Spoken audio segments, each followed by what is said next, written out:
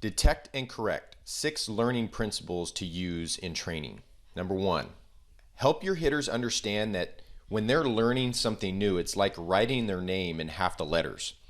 So if you took their first and last name, so take my name, Joey Myers, it would be J-E would be Joey, and then Myers would be M-E-S. So writing J-E-M-E-S would be writing my name, my full name, in half the letters. In the beginning, now most hitters have not done this, if not all of them, that you've worked with until you ask them this question. So I ask my hitters, have you ever done that before? They'll say no. And I'll say, what would happen if I asked you to do that and I was timing you? Would you be fast or slow? And they say, well, I'd probably be pretty slow. And then I would ask them, okay, well, what would happen after about 10 tries of me timing you? Would you be faster or slower at the end of 10 tries? And they say, I'd be faster. And I'd tell them, it would take you a third the time to write your name in half the letters than it would be to write your full name. So just like with learning something new, when we learn something new, our body's it's going to feel different, awkward. Those are some of the words that are weird, or some of the words that my hitters will share when we're learning something new. But I tell them, your ball exit speeds are going to suffer a little bit. They're going to come down. Your control over the barrel might come down a little bit. But as you practice this, and we'll talk about this a lot in this course, but the idea of practicing more frequency throughout the week, so 4 days a week, is kind of the magic bullet, and spending at least 5 minutes each day. It's not so much depth, it's more of frequency throughout the week. It's revisiting the hitting homework more frequent throughout the week. Now they can work out more than 5 minutes a day. I would suggest not more than 45 minutes if they're just doing their hitting homework. And I tell my hitters that in this 4 days a week, 5 minutes each day, formalized practices and games don't count. So this is on their own, at their house, either in their room, in the bathroom, in the backyard, front yard, whatever that looks like, whatever that 4 days a week, 5 minutes each day looks like, it needs to be at home on their own working on this stuff. So when they're learning something new, it's going to be like they're writing their name in half the letters. Things got to slow down a little bit. There's going to be a higher cognitive load. They should have the time to be able to put in and understand that this process is a process, and it's not a destination, it's a journey. Second thing is, we're grading the process at first. So grades A, B, C, D, E, F. Grading the process at first, not the performance. So when you're hitting with them, especially when you go live, I make sure that my hitters understand that I'm grading what they're working on. So if they're working on finger pressure, I'm grading them based on the parameters of finger pressure and how we train that. I'm not grading them on what the ball's doing off the bat just yet. We will do that later. We do reverse engineering basically of where the ball goes. We can kind of reverse engineer what that hitter needs to work on. But at first, the hitters have to understand, even when hitting live, if they swing and miss, but they do their process like they're supposed to, in this case, finger pressure. If they do the finger pressure, they follow the parameters, they got it, swing and miss, that's an A swing, I tell them. If they hit it well while doing the process, that's just adds a plus onto it. So they get an A plus, but they got to get the A first, because I also tell them that if they hit a fiery hole through the net, through the back of the net, but they don't do the process like we're talking about, that is an F swing, F plus. I say the F plus is not going to help you graduate school. So we want to grade the process at first, and hitters need to understand that multiple times throughout a session. And a lot of times I know if they're backtracking on that. If they take a swing and they hit it bad, they swing and miss, they hit a grounder or chopper, or they hit a pop fly and they go and so I'll ask them, what was that for? And they'll stop and they'll say, well, I didn't really hit it that well. I said, I'm not grading you on that. I could care less on what the ball's doing off your bat. How did you do with your finger pressure? And they said, I did pretty good. I said, well, then that's an A swing. So they have to understand that. That's learning principle number 2. Number 3, one focus at a time. Where other things may break, but you ignore those for now. I always talk about and bring up, I think it was Daffy Duck or one of those Looney Tune characters when they were at Hoover Dam and there was a hole in the dam, water started spurting out, and Daffy put his finger in the hole and stopped that water spout from coming out, the water from coming out of the wall, and then another one breaks. So there's another hole with water coming out. So then he takes his other finger and plugs it. And then there's another one that breaks. There's another spout that's coming out. So he takes his right toe, and plugs it. And then another one breaks. Then another one. And then he's got both toes and both fingers in, and then finally the dam just all goes, right?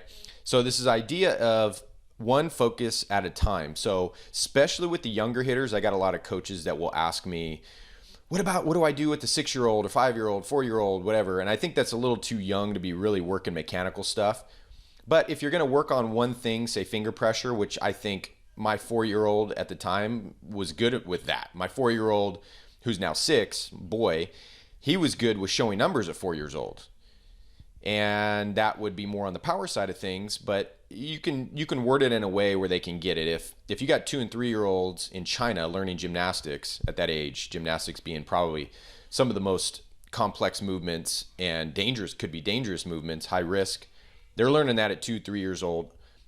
Vis-a-vis a regression progression model, it's obviously they're not learning how to do a back tuck handspring at 2 or 3 years old. They're building up to that, but they're learning the movements that kind of piece together to make the full movement. And that's the idea of one focus at a time. So if something else breaks, but you're working on that one thing, don't worry about that other thing. You can always go back to that. And I tell my hitters that, hey, I don't care, especially when it's process over performance. I tell them it's not about the performance, so we can always clean the performance up later, and that's easier to clean up. Once the mechanics get cleaner and more effective, the performance side is a lot easier when we're adjusting our verticals or horizontals. Our verticals are kind of our code word for launch angles, and then our line to lines are our horizontals.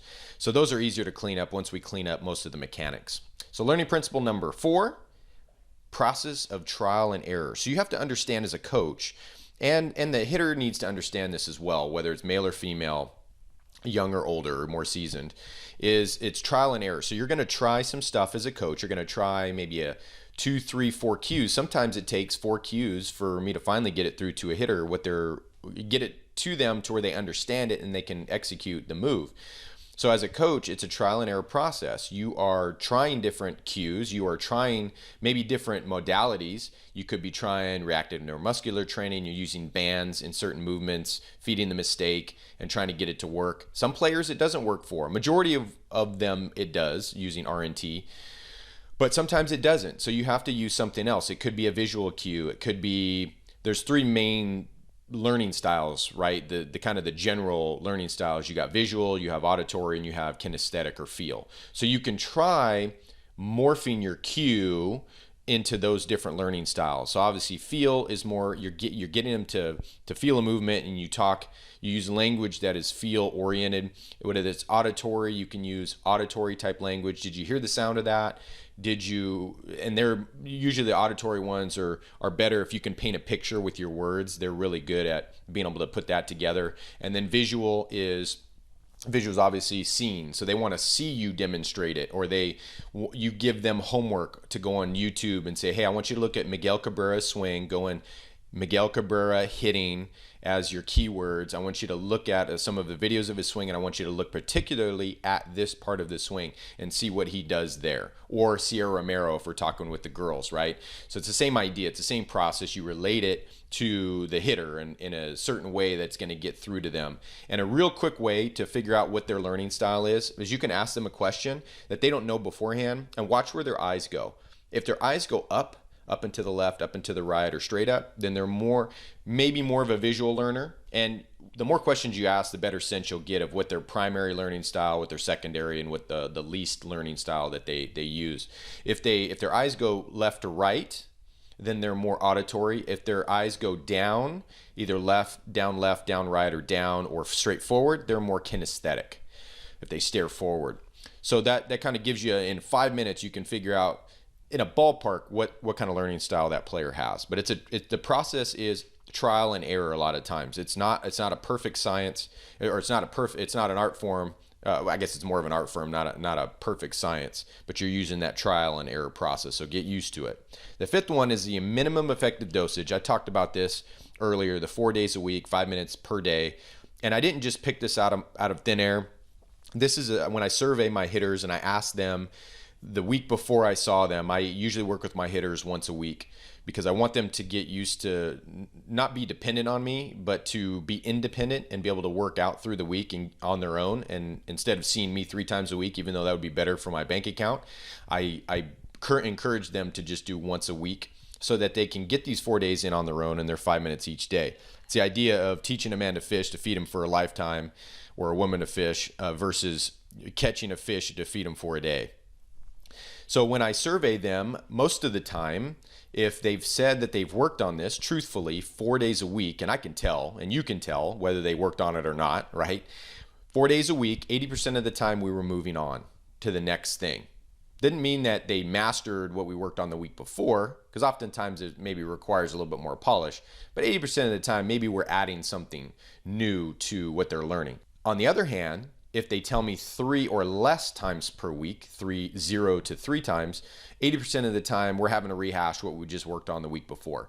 If they've gotten 3 days, maybe we're adding something different. Depends on the hitter. Some hitters catch on really quickly, but not most of them. It's a very small percentage of the hitters will take something and then they crush it. And those generally are the hitters that you see in the big leagues or possibly even playing Division I baseball later on. Those are kind of the special cases. It's not normal for a hitter to pick something up right away all the time.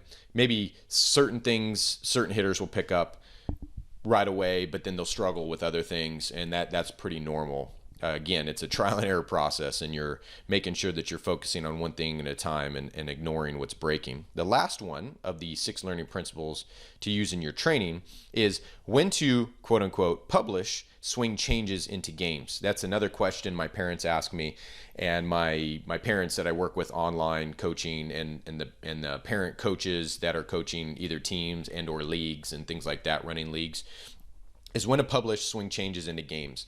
There's certain swing changes that I tell my hitters, you can roll this out and publish this. If you had a game after this lesson, you could roll this into the game. Those type of things tend to be more of like non-mechanical changes. Would be like finger pressure you could roll into a game, would be head, the one joint rule, neck brace drill, where we're trying to get the head to be more stable in the swing. Another thing would be like your stance and setup. It would be your grip on the bat. Would be what else? Where you're hitting the ball, verticals, making swing adjustments. So if a player hits a pop fly to the second baseman and we tell him, all right, next time I want you to hit a chopper where the first bounce is 4 feet in front of you. Those kind of, to get them in the middle, to get them into the line drive. And we'll go over that a little later in this course. To get them back on that line drive or through the tube, we talk about a lot. So those kind of adjustments to the swing, the outcomes basically, and then this is kind of later on, we go into that after they clean up mechanically. But those are times you can publish those. Now for the things, mechanical things, say like showing your numbers or downward shoulder angle or wall turns where they're lunging during their turn, their head and everything's moving forward towards the ball even when they're turning. Those kind of things tend to take some time, and I'll tell them, I'll say, hey, we're working on showing your numbers today. This is the first time we're introducing you to this.